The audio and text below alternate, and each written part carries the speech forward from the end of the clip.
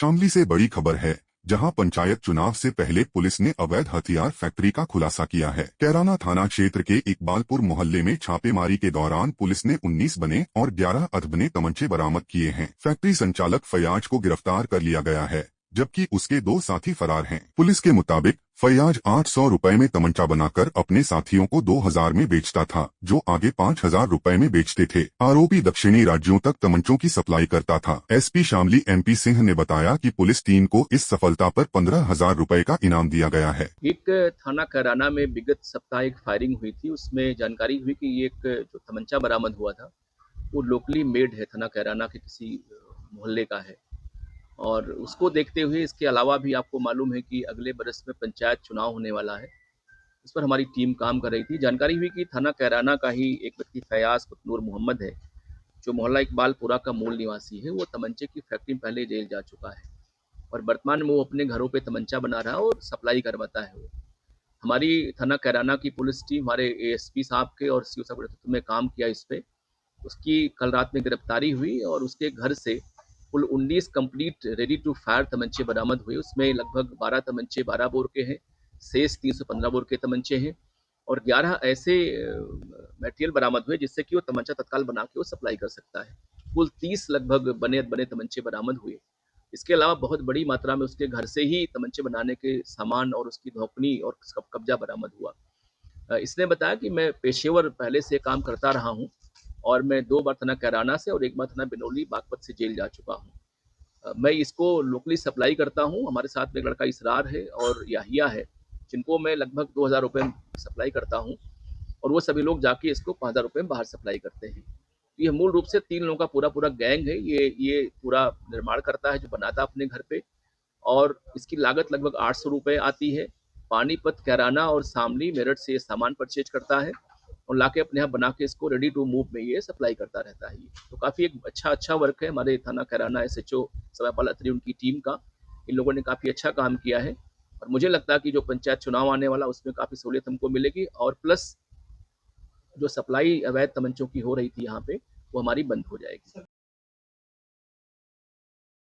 शामली जनपद से इस वक्त बड़ी खबर सामने आई है। थाना झिंझाना क्षेत्र के अजीजपुर जंगल में पुलिस और चेन स्नेचर बदमाशों के बीच मुठभेड़ हो गई। पुलिस की जवाबी फायरिंग में एक बदमाश सूरज के पैर में गोली लगी, जबकि उसका साथी मिथुन मौके से फरार हो गया। दोनों झिंझाना क्षेत्र के रहने वाले हैं और अंतर्राज्य गिरोह से जुड़े बताए जा रहे हैं। पुलिस ने घायल बदमाश को गिरफ्तार कर लिया है और फरार आरोपी की तलाश के लिए 3 टीमों का गठन किया गया है। ये थाना प्रभारी झिंझाना को जानकारी प्राप्त हुई थी कि कुछ अंतर स्टेट के चैन स्नेचर हैं जो यहीं के निवासी हैं, आज पुनः इस क्षेत्र में आएंगे और जो सुबह टहलने वाले लोग होते हैं, जो महिलाएं टहलती हैं, उनसे चैन स्नेचिंग करेंगे।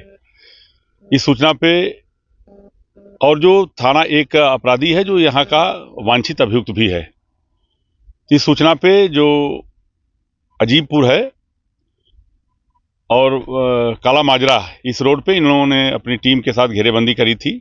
एक मोटरसाइकिल जो आती हुई दिखी, उसको जब रोकने का प्रयास किया तो ये देख रहे हैं आप कच्चा रास्ता, इस पे इन्होंने मोटरसाइकिल को लेके भागे हैं।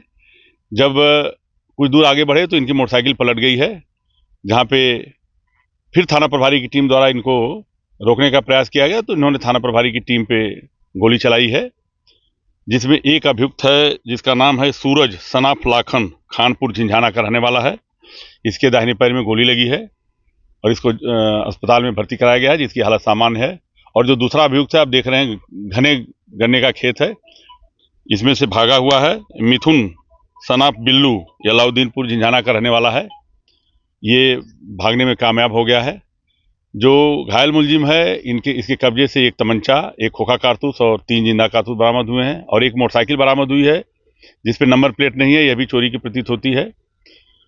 ये जो सूरज जो घायल हुआ है, ये अंतर स्टेट का अपराधी है। इसके विरुद्ध जो अभी तक जानकारी प्राप्त हुई है कि विशाखापट्टनम और तमिलनाडु में, मतलब दक्षिण के प्रदेशों में इसने चैन स्नेचिंग करी है। और दूसरा जो भागा हुआ अभियुक्त है मिथुन, ये हमारे थाने का वांछित है। इसके पहले ये चोरियों में वांछित रहा है और ये अंतर स्टेट के बड़े अपराधी हैं। इनके और अपराध के बारे में जानकारी प्राप्त कराई जा रही है कि दक्षिण भारत में इन्होंने और कहाँ अपराध किए हैं। और जो दूसरा अभियुक्त है, उसके लिए क्षेत्राधिकारी कैराना के नेतृत्व में 3 टीमें लगा दी गई हैं। शेष प्रक्रिया प्रचलित है।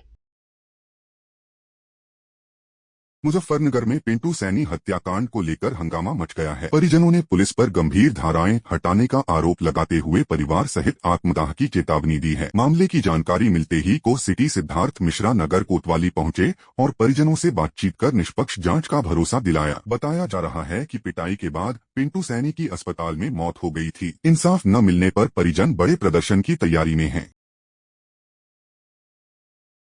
शामली से बड़ी खबर सामने आई है, जहां सरकारी डॉक्टर अब आंदोलन की राह पर नजर आए हैं। शहर कोतवाली क्षेत्र में हुई लाखों की चोरी का खुलासा न होने पर डॉक्टरों ने भारतीय किसान यूनियन के साथ मिलकर थाने में धरना दे दिया। सीएचसी प्रभारी डॉक्टर दीपक चौधरी, जो टिकैत परिवार के दामाद हैं, उनके आवास पर हुई चोरी से डॉक्टरों में नाराजगी है। पुलिस ने 1 हफ्ते में खुलासा करने का भरोसा दिया है, जिसके बाद धरना खत्म हुआ। यहाँ पे सीओ साहब से मिले, मेरी फोन पर कप्तान साहब से बात हुई है और इन्होंने 1 हफ्ते का टाइम मांगा है। एक चोरी की घटना हमारे कैंप कार्यालय में हो गई थी, उसके खुलासे के लिए हम लोग आए थे। हॉस्पिटल चालू है, कुछ लोग 2-2, 4-4 लोग हम लोग आए थे। बाकी हॉस्पिटल भी सुचारू रूप से चालू है। बाकी आश्वासन दिया है सीओ साहब ने, कप्तान साहब ने भी 1 हफ्ते के अंदर केस को खोल दिया जाए। यहाँ सीएससी शामली पे एक डॉक्टर साहब रहते हैं, डॉक्टर दीपक साहब, और उनके यहाँ लगभग 1 सप्ताह पहले घर से कुछ नकदी रुपयों की चोरी हो गई थी, जिसके संबंध में कोतवाली पर जो है अभियोग पंजीकृत किया गया। टीमें लगी हुई थी और उसका खुलासा करने के लिए हमारी तरफ से टीमें लगी हुई थी। आज डॉक्टर साहब का कहना था कितने दिन बीत गए और अभी तक खुलासा नहीं हुआ। उसके विरोध में डॉक्टर साहब आए थे, समझाया गया, उन्हें सारी चीजें बताई गई और जल्द ही इसका खुलासा किया जाएगा। टीमें लगी हुई हैं, 1 सप्ताह का टाइम उन्हें दिया। देखिए, पुलिस जो है पूछताछ के लिए, उस चोरी के अनावरण के लिए लोगों से पूछताछ कर रही है, संदिग्धों से पूछताछ कर रही है, लेकिन जब तक साक्ष्य नहीं मिलेंगे और सारी चीजें नहीं बरामद तब तक उस पर कुछ कहा नहीं सकते।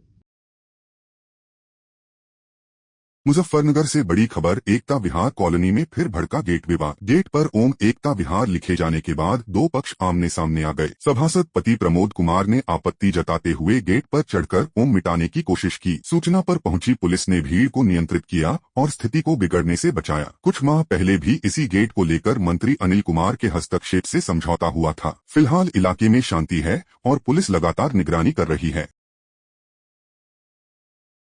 मुजफ्फरनगर से बड़ी खबर, किसान मजदूर संगठन के पदाधिकारियों ने जिले के किसानों की ज्वलंत समस्याओं को लेकर जिलाधिकारी को विस्तृत ज्ञापन सौंपा है। संगठन ने गन्ने का रेट 500 रुपए प्रति क्विंटल करने की मांग उठाई है। पदाधिकारियों का कहना है कि सरकार द्वारा की गई 30 रुपए की बढ़ोतरी स्वागत योग्य है, लेकिन यह किसानों की लागत और मुनाफे के अनुपात में बहुत कम है। साथ ही उन्होंने प्रदेश भर में स्मार्ट मीटर लगाने पर रोक लगाने, सहकारिता विभाग की 4% छूट तुरंत जारी करने और शुगर मिलों से समय पर भुगतान सुनिश्चित करने की मांग की है।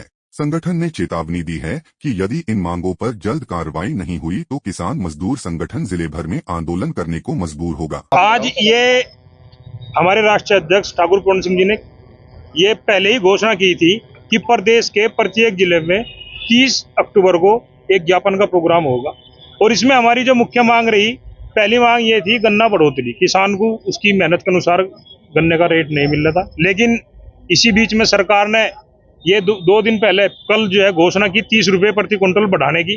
तो हम उसके लिए भी सरकार का धन्यवाद करते हैं, उन्होंने कुछ तो सरकार के लिए सोचा। और आगे हमारी मांग रहेगी कि किसानों को जो है कम से कम 500 रुपये प्रति क्विंटल गन्ना का भाव मिले। स्मार्ट मीटर को और दूसरी जो समस्या थी स्मार्ट मीटर, बड़ा एक जो है गहन विषय है। किसान बहुत परेशान है, गांव में हर आदमी वे स्मार्ट मीटर वहन नहीं कर सकते। जो इनके पास मीटर लगा हुआ है वे उसी से परेशान है। अच्छा, हमारा तो सरकार से ये कहना है, अगर पहले मीटर या तो हमें सरकार लिख के दे दे कि भाई पहले मीटर थारे खराब है, वे चेंज करे जाएंगे, नया जब लगेगा। अगर वो खराब है तो उसका हमें जवाब दे, अगर वो सही है तो फिर स्मार्ट मीटर क्यों लगाए जा रहे हैं। इसीलिए तो बहुत समस्या है। बिलों का तो कोई सुनवाई नहीं है। बिजली विभाग का तो ये है, जिन लोगों के आज तक गांव में बिल खराब है 10-10 बार वे जा चुके ऑफिसों में, लेकिन कोई बिल करने के लिए ठीक तैयार नहीं है। इन शीर्ष अधिकारियों के पास आते हैं, ये कहते हैं, ये हाँ करते हैं, लेकिन जो निचले स्तर के अधिकारी हैं, जो जेई है, उससे ऊपर का जो मामला है, वे बिल्कुल लोग इसमें कुछ करना नहीं चाहते। संगठन की ये लड़ाई जारी रहेगी। स्मार्ट मीटर बिल्कुल नहीं लगने दिए जाएंगे, यह दर्जे का सख्त आदेश है। जब किसान मजदूर संगठन इसकी पूरे प्रदेश में जहां तक भी है, ये बिल्कुल क्लियर रूप से कहता है स्मार्ट मीटर हम वहन नहीं करेंगे। आज जो प्रदर्शन था हमारा, गन्ना जो रेट और गन्ना भुगतान। हमारी जो दो चीनी मिलें हैं उनका भुगतान 15 दिन के लिए कोर्ट ने भी आदेश कर रखे, पर वे 15 दिन के अंदर कोई भुगतान नहीं करते। उन्होंने फिर एक रखा कि हम मिल चलने से पहले सब भुगतान कर देंगे, बजाज मिल ने। उन्होंने कोई अभी तक भुगतान नहीं करा।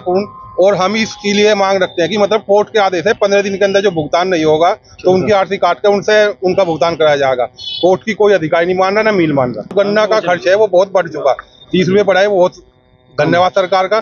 पर गन्ने में इतने स्प्रे, इतनी दवाई होती है कि मतलब 30 रुपये में हमारी कोई भरपाई नहीं हो सकती। लागत ज्यादा है, बहुत ज्यादा लागत है। रेट तो जितने भी हो, जब सरकार 400 पार करी तो हमारे भी 400 पार कर देते हैं। मुजफ्फरनगर से खबर है, जहां चरथावल विकास खंड में सरदार वल्लभ भाई पटेल की 150वीं जयंती के उपलक्ष्य में पदयात्रा को लेकर बैठक आयोजित की गई। इस बैठक की अध्यक्षता पूर्व मंत्री डॉक्टर संजीव बालियान ने की। बैठक में ब्लॉक प्रमुख अक्षय पुंडीर, महिला आयोग की अध्यक्ष सपना कश्यप, प्रशांत त्यागी और कई कार्यकर्ता मौजूद रहे। डॉक्टर बालियान ने बताया कि 10 नवम्बर को सरदार पटेल की जयंती पर पदयात्रा निकाली जाएगी, जिसकी शुरुआत गांव चोंकड़ा से होगी और यह दूधली छिमाव होते हुए बिरालसी गांव में संपन्न होगी। इस पदयात्रा की जिम्मेदारी महिला आयोग की अध्यक्ष सपना कश्यप को सौंपी गई है। सरदार वल्लभ भाई पटेल की 150वीं जयंती है और भारत सरकार और उत्तर प्रदेश सरकार मिलकर इसे भव्य रूप में मना रही है।